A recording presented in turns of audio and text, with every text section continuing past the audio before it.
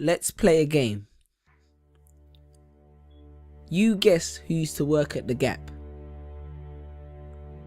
Kanye West.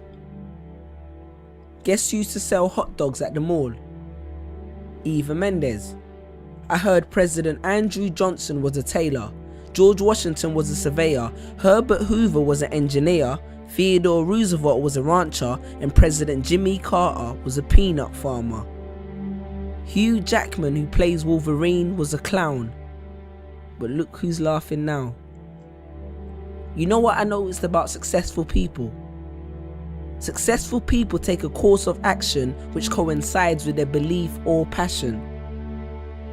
Put your hand up if you work a 9 to 5, or 5 to 9, or just any job which you don't enjoy but takes up half your time. Well, hopefully in a couple weeks, months, days, years time, you'll be able to come back to this video, hear that first line, and keep your hand down.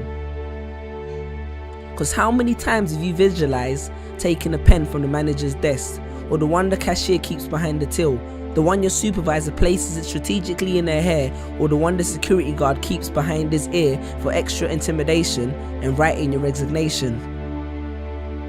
Because there's nothing wrong with making an honest living, but be honest, are you honestly living? With this menial job which allows you just to stay afloat, yes, a job, a job, which leaves you just over broke every single month.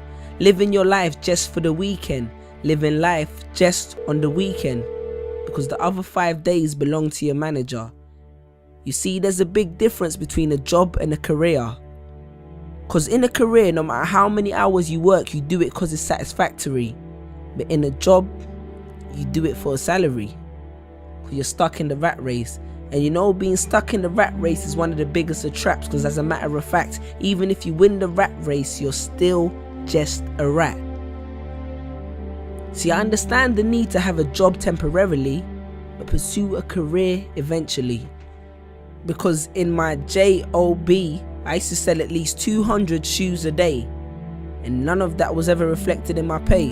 One of my colleagues once made the company $5,000 in 1 month, and you know what he got? An email, a £20 discount voucher, and a complimentary lunch. And you think you're safe because your job is commission based, until you've been working there for 3 years and the secretary with the short skirt gets a promotion because her and the boss went for dinner real late. I'm sure you can relate. But wait, are we still happy with an extra week holiday and a raise in a salary? Perhaps we need more clarity. Let's look at the statistics.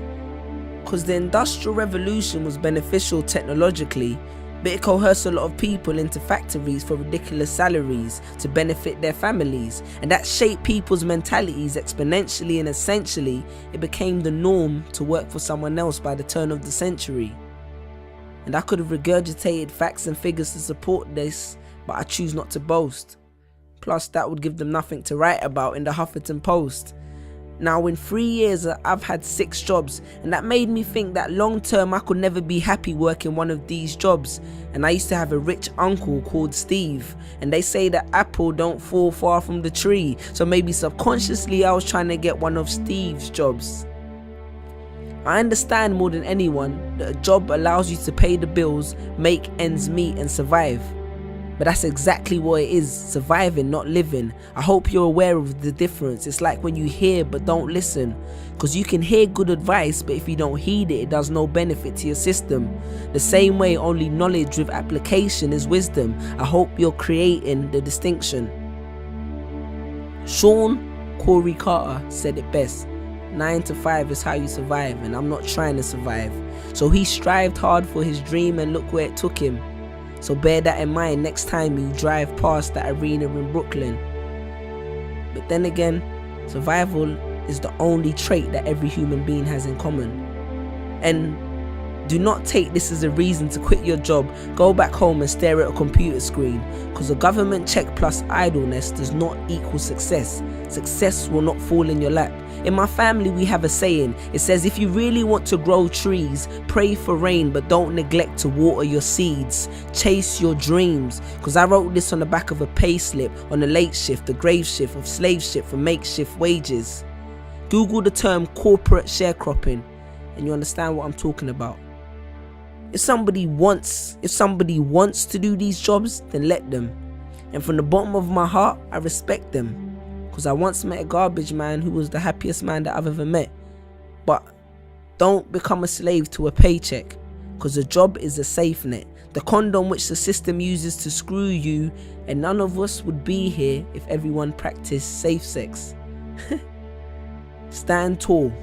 And if you're not sure if you're building someone else's dream, maybe this will help. Jerry Giles said, "You will recognize your own path when you come upon it, because you will suddenly have all the energy and imagination you will ever need."